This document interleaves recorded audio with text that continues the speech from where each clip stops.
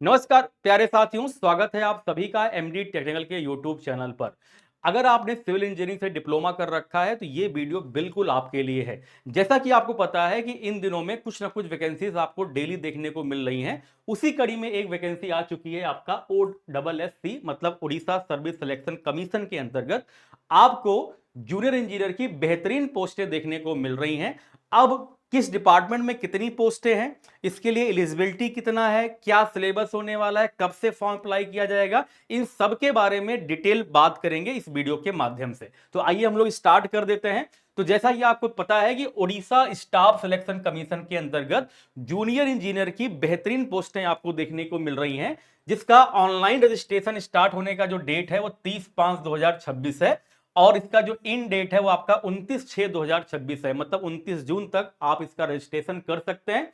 Application form submit करने की जो डेट है वो 30/5/2026 मतलब वही 30 मई 2026 से लेकर के 2/7/2026 तक मतलब जुलाई तक 2 जुलाई तक आप जो है सबमिशन कर सकते हैं एप्लीकेशन फॉर्म का। ठीक है ना। तो आपको ये दो डेट याद रखनी है। रजिस्ट्रेशन की डेट 30 मई से स्टार्ट हो रहा है और 29 जून तक आप रजिस्ट्रेशन कर सकते हैं और फॉर्म को सबमिट करने की जो लास्ट डेट है वो 2 जुलाई है। तो आपको ये क्रूशियल डेट जरूर याद रखना है।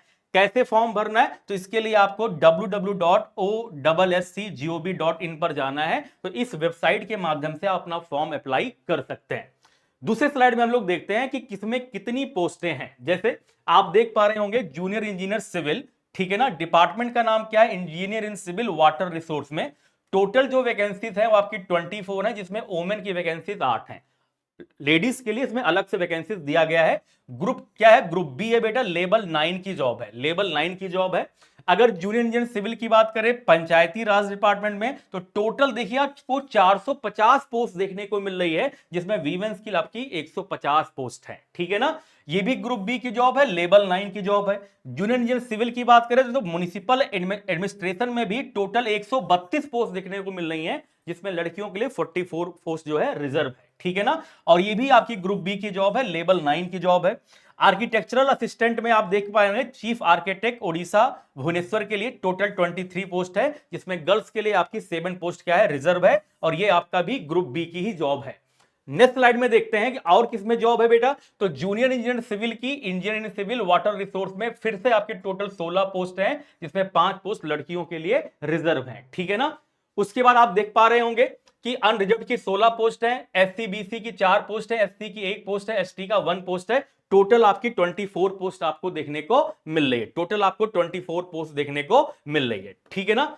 इसी प्रकार से आप देख पा रहे होंगे डिफरेंट डिपार्टमेंट में डिफरेंट पोस्ट आपको देखने को मिल रही हैं। ये सारी वैकेंसीज आपको देखने को मिल रही हैं। तो मेनली आपकी सिविल इंजीनियरिंग में काफी ज्यादा वैकेंसीज हैं। ठीक है ना।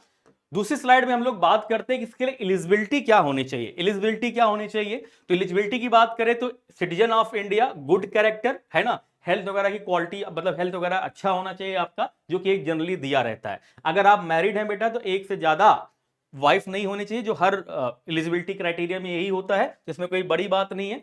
दूसरा जो सबसे इंपॉर्टेंट पॉइंट है कि must have passed middle school examination with Odia as a language subject. ठीक है ना। मतलब आपका जो हाई स्कूल है, आपका उड़ीसा का जो बोर्ड है उसके उसके अंतर्गत होना चाहिए। मतलब आपका हाई स्कूल जो है उड़ीसा से होना चाहिए, उड़िया आपको आनी चाहिए। तो इसके लिए हम ये कह सकता हूं कि ये जो वैकेंसी है मेनली उड़ीसा के लोगों के लिए है। तो अगर आप उड़ीसा से बिलोंग करते हैं तो भैया आपके लिए गोल्डन चांस है, इस वैकेंसीज को जरूर फिलअप करिए। और काफी ज्यादा पोस्टें आपको देखने को मिल रही हैं, तो आप जो है अपना जूनियर इंजीनियर बनने का सपना जरूर पूरा करिए।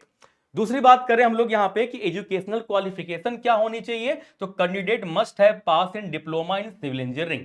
साफ साफ लिखा है कि भैया आपका डिप्लोमा सिविल इंजीनियरिंग में होना चाहिए अगर आप जो है जूनियर इंजीनियर सिविल के लिए अप्लाई कर रहे हैं तो। ठीक है ना। इसी प्रकार से आर्किटेक्चरल असिस्टेंट के लिए जो आपका है must have pass diploma in architectural assistantship, मतलब आर्किटेक्चरल में आपका डिप्लोमा होना चाहिए। बाकी जो सिविल इंजीनियरिंग की पोस्ट है उसमें आपको डिप्लोमा इन सिविल इंजीनियरिंग होना चाहिए। ठीक है ना। बाकी जो अदर पोस्ट है उनके लिए अलग अलग यहां पर एलिजिबिलिटी यहां पर दे रखा है। ठीक है ना।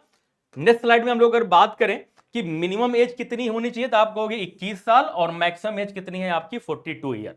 तो मतलब अगर आपकी एज 21 साल से लेकर के 42 साल के बीच में है तो इस फॉर्म को आप अप्लाई कर सकते हैं। बाकी जो एज रिलैक्सेशन वगैरह मिलता है वो आपको जो भी आपका एनेक्सर है उसके हिसाब से मिलेगा। अगर हम लोग पैटर्न ऑफ एग्जामिनेशन की बात करें तो इसमें एक प्रिलिमिनरी एग्जामिनेशन होगा, एक मेन रिटन एग्जामिनेशन होगा, बाद में आपका डॉक्यूमेंट वेरिफिकेशन होगा। तो आइए इसके पैटर्न के बारे में भी जान लेते हैं।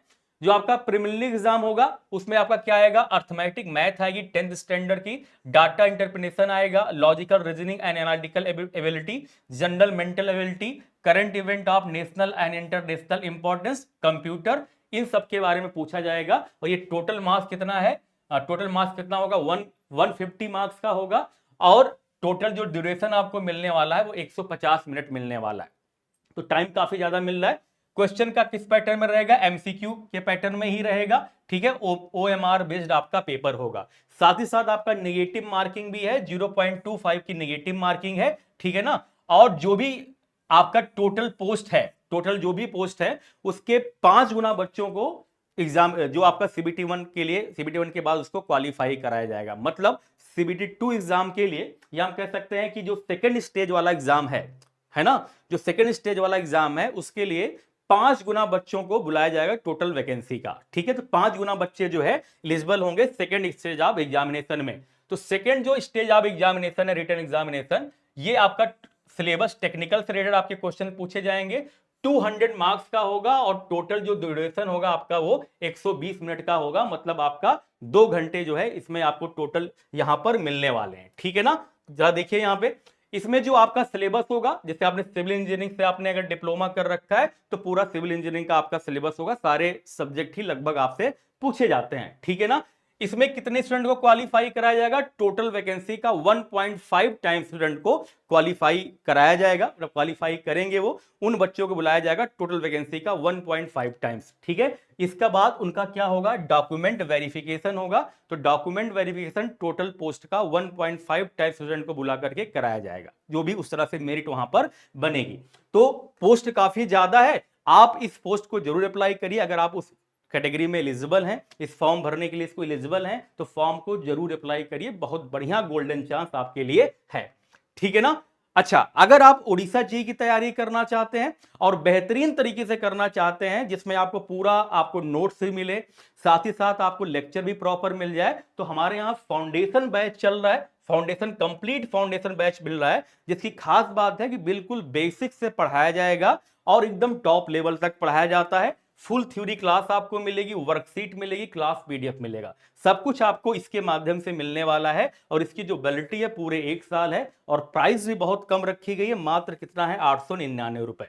तो अगर आप उड़ीसा जी की तैयारी करना चाहते हैं तो आपके पास ये शानदार वैकेंसी है। इस वैकेंसी को जो है आप बिल्कुल हाथ से मत जाने दीजिए और शानदार तरीके से तैयारी करिए। अभी इसका फॉर्म भरने की जो लास्ट डेट है जुलाई में है, मतलब आपको फॉर्म भरने के लगभग 2 से 3 महीने बाद पेपर होगा, ठीक है। तो लगभग अक्टूबर नवंबर के पहले आपको पेपर देखने को नहीं मिलेगा। लेकिन उसके लिए जरूरी क्या है कि इधर जो आपका 5-6 महीना आपको मिल रहा है, ठीक है, उसके लिए जम करके आपको जो है तैयारी करनी पड़ेगी। तो टाइम सफिशियंट है, तो जल्दी से फॉर्म अप्लाई कर दीजिए। जैसे फॉर्म स्टार्ट होता है, लास्ट डेट का इंतजार मत करिए। इसके अलावा अगर कोई कुछ डाउट है तो आप जो है कमेंट सेक्शन में अपने डाउट पूछ सकते हैं। और अगर आपको ये वीडियो अच्छी लगी हो तो लाइक सब्सक्राइब जरूर करिएगा चैनल को, क्योंकि इस चैनल के माध्यम से हम आपके लिए इस तरह के जो नोटिफिकेशन जो भी आती हैं आपके पास तुरंत पहुंचाते हैं। तो थैंक यू सो मच। जय हिंद, जय भारत।